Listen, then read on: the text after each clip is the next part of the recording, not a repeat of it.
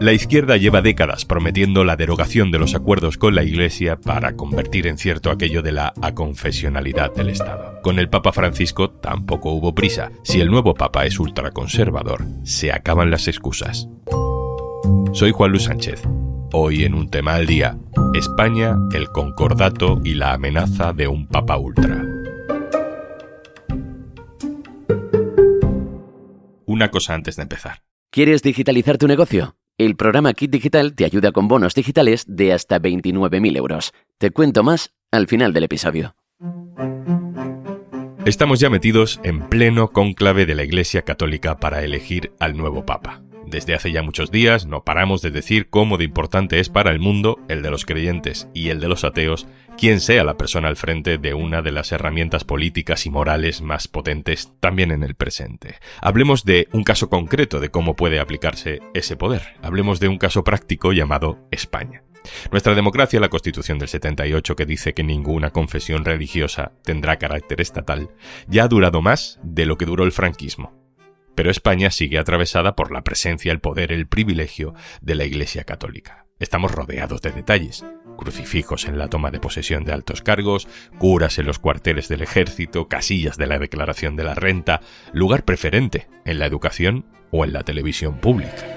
Buenos días desde esta parroquia de la Asunción de Nuestra Señora. Aquí venimos a celebrar el tercer domingo de Pascua.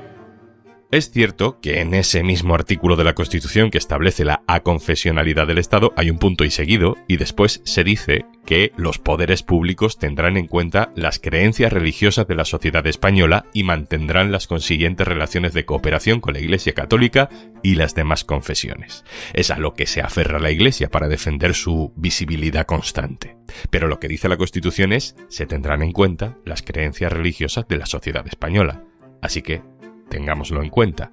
Según el CIS, en 1978 el 90% de los ciudadanos se definían como católicos. Hoy esa cifra supera por poco el 50%, con solo un 19% de católicos practicantes. Hay más ateos o no creyentes que católicos practicantes.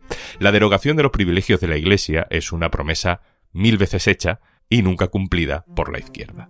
Si del cónclave en Roma sale un papa ultraconservador, alineado con la corriente más reaccionaria del este de Europa o de Estados Unidos, ¿puede la izquierda seguir dejando abiertas a esa Iglesia las puertas de nuestro Estado? Hagamos un breve repaso de la situación.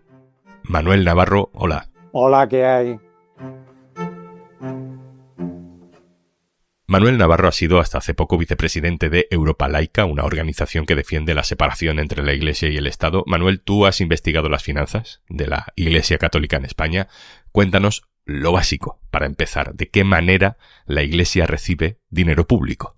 Pues la Iglesia Católica tiene ese privilegio desde hace bastante tiempo a través del IRPF, es decir, que el Estado preveía que en el IRPF iba a haber una casilla que la gente podía marcar y a través de ese dinero que se recaudara, así iba a pasarse el dinero a la Iglesia.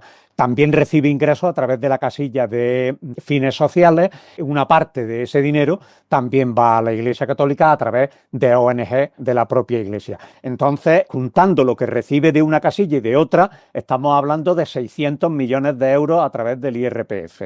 Más luego recibe otra serie de subvenciones para temas de colegios concertados católicos, el pago de los capellanes, el pago de los profesores de religión, y eso es lo que suma en total 12.000 millones de euros.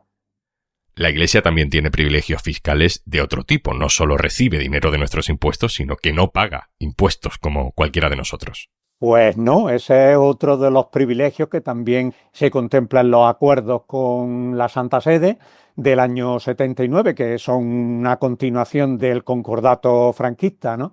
Y que establece que aparte de ese dinero que recibe de subvenciones directas, pues está exenta del pago de impuestos, como es, por ejemplo, el caso del IBI, pues distintos ayuntamientos y demás, pues estamos hablando del orden de 700 millones de euros de exención, nada más que en el tema del IBI, pero también están exentos de sucesiones, donaciones, sociedades, etcétera. Y en el pago del IBI están exentos no solamente bienes, digamos, dedicados al culto, sino que también si la iglesia tiene un negocio, un aparcamiento, un hotel, también están exentos del pago del IBI. Incluso se produce una especie, digamos, de competencia desleal con las empresas que tienen ese mismo tipo de negocio y que, sin embargo, sí tienen que pagar impuestos. Y con todo ese dinero público o con el dinero que dejan de aportar a lo público, ¿sabemos qué se hace exactamente? ¿La sociedad tiene capacidad de fiscalizar a qué dedica el dinero la Iglesia, digamos, para garantizar que no se vaya en contra del interés general? Pues tan lamentablemente como el que la Iglesia goza de ese privilegio, es que la Iglesia no rinde cuenta de ese dinero público que recibe, como debería de estar obligada. De hecho, el propio Tribunal de Cuentas, el año 2020, realizó una investigación sobre estas aportaciones que recibe la Iglesia de dinero público y le dijo al gobierno que tenía que establecer un mecanismo por el que se controlara efectivamente en qué invertía la Iglesia Católica ese dinero público que recibía. Sin embargo, hasta la fecha no lo hace. Lo único que publica es un informe, una memoria, en donde lo único que aporta son datos sobre las actividades que realiza la Iglesia, pero no en qué gasta exactamente el dinero público que recibe. Manuel Navarro, Europa Laica, muchas gracias. Pues gracias a vosotros por contar con nosotros. El ejemplo más claro de la gran puerta abierta que tiene la Iglesia en nuestra sociedad es la escuela pública. La enseñanza católica no solo sucede en clases de religión, porque aunque ya haya una mayoría de niños y de niñas que no dan religión en el cole, su presencia tiene influencia cultural, de valores, de referencias cotidianas, de ocupación de espacios educativos. Daniel Sánchez Caballero, hola. Hola. Daniel, tú como periodista experto del diario.es en el sistema educativo, explícame por qué parece que esto no acaba de cambiar nunca. Bueno, básicamente porque está así recogido en el concordato que se ratificó en el 79 con la Santa Sede. Hay un apartado específico que refiere a enseñanzas y asuntos culturales y ahí queda claramente establecido que el sistema educativo español tiene que ofrecerle la asignatura de religión a todo el alumno que la quiera cursar. Lo que sí que se da es la peculiaridad, tiene como una especial protección porque asignaturas siempre es una materia optativa, por supuesto, no se obliga a nadie a cursar religión, pero todas las otras asignaturas optativas que hay en el sistema, en muchísimos colegios, tiene que haber un mínimo de alumnos para que se ofrezca y se concrete la asignatura y se acabe dando, puede ser 8 o 9 alumnos con religión, con que haya uno solo hay que darla. Ante una regresión conservadora que muchos dan por hecha en este cónclave, que pueda salir un papa muy conservador o apoyado, sostenido por los más conservadores de la Iglesia, creo que hay una pregunta clave. ¿Quién paga a los profesores, pero sobre todo, quién elige a los profesores que están en nuestros colegios?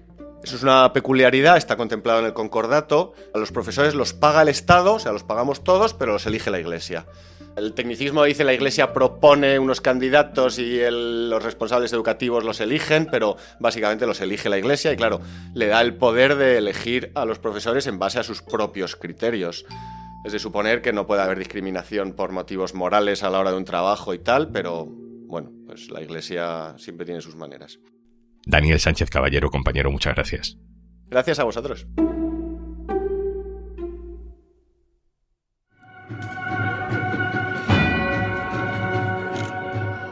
Pero no todo ocurre dentro de las instituciones públicas. La cultura popular es muchas veces la mejor herramienta para transmitir valores. Ocurre con la música, ocurre con el fútbol y ocurre con la religión.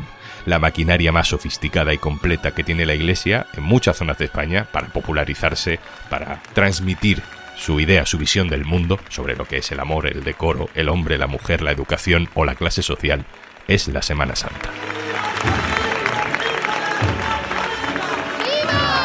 Antonio Morente es mi compañero del diario.es en Sevilla. Hola, Juanlu. Aquí lo primero que hay que tener en cuenta es que la organización recae en el Consejo de Hermandades. El ayuntamiento lo que hace es aportar los servicios que son necesarios como policía, bomberos, dispositivos sanitarios, dispositivos de movilidad y refuerzos de limpieza. Hace unos años se hizo un cálculo y salía una cifra de que aproximadamente el ayuntamiento le costaba unos 9 millones de euros la organización de lo que es la Semana Santa. Se opta por un sistema de subvención indirecta. En vez del ayuntamiento dar una cantidad económica a las hermandades, lo que hace es que exime del pago de la tasa de ocupación del suelo público para la colocación de las sillas de la carrera oficial. Por ejemplo, ocurrió el pasado mes de diciembre cuando se celebró un congreso de religiosidad popular que organizaba la Iglesia.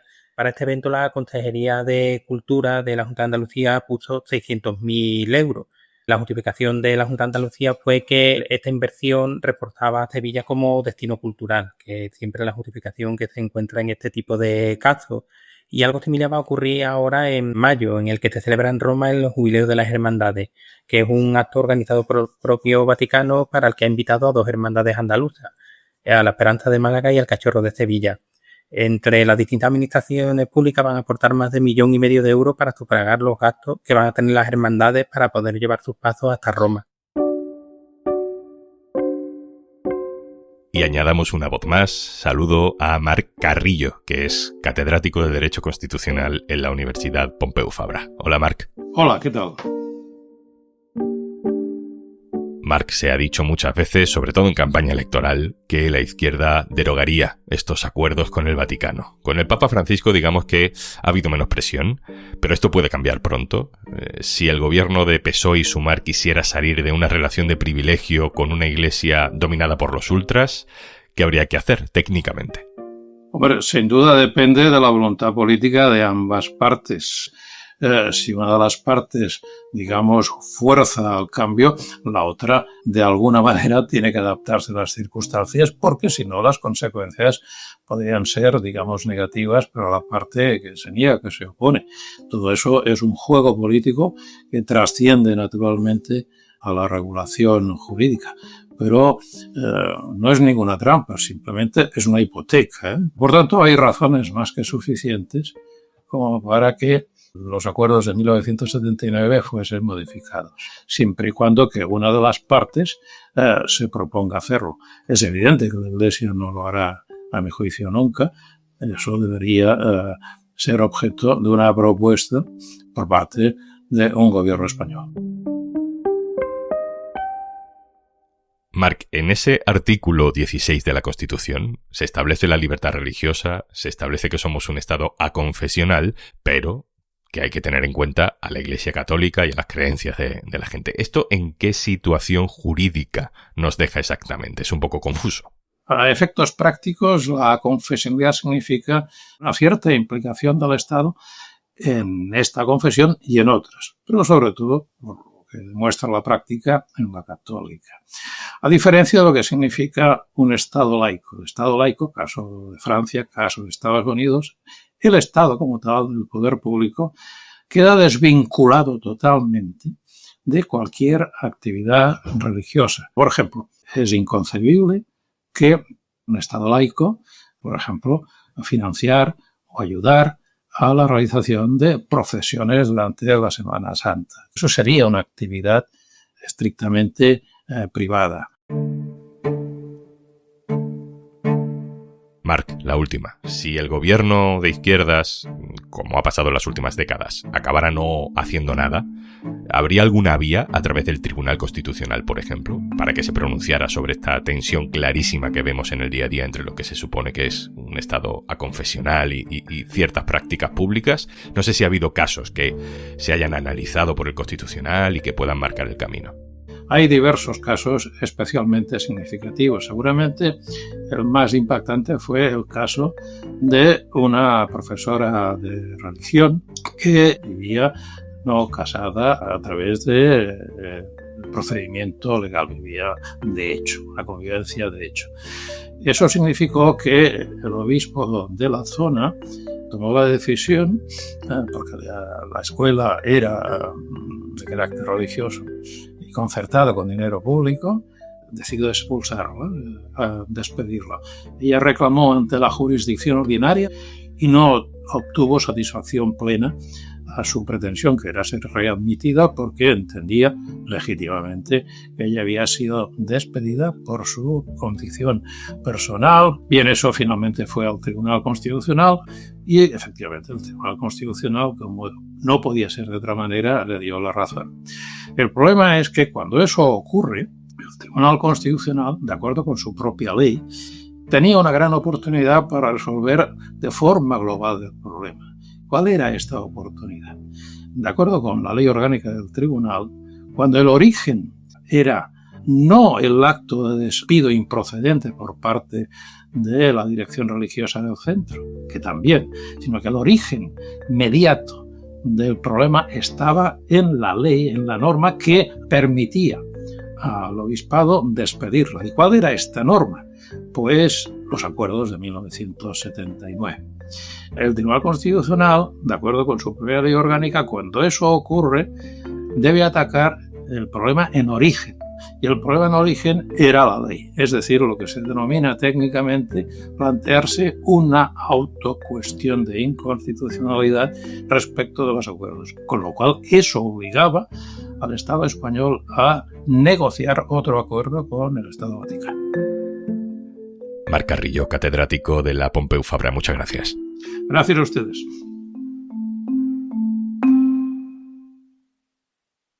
Y antes de marcharnos... La ayuda de Kit Digital te permite acceder a un amplio catálogo de soluciones digitales con las que podrás mejorar la gestión de procesos, fortalecer tu presencia online, mejorar la ciberseguridad de tu negocio o incluso empezar a usar herramientas con inteligencia artificial si eres mediana empresa. Empieza hoy mismo el cambio que tu empresa necesita. Infórmate en el 900 909 001 o en acelerapyme.es. Únete al cambio digital. Kit Digital es una iniciativa del Gobierno de España, gestionada por Red.es. Colabora Cámara de Comercio de España, financiado por la Unión Europea. Next Generation EU. Plan de recuperación. Gobierno de España. Esto es Un Tema al Día, el podcast del diario.es. Si te gusta lo que hacemos, necesitamos tu apoyo. Hazte socio, hazte socia del diario.es en el diario.es/socio. El podcast lo producen Carmen Ibáñez, Marcos García Santonja e Izaskun Pérez. El montaje es de Pedro Nogales. Yo soy Juan Luis Sánchez. Mañana, otro tema.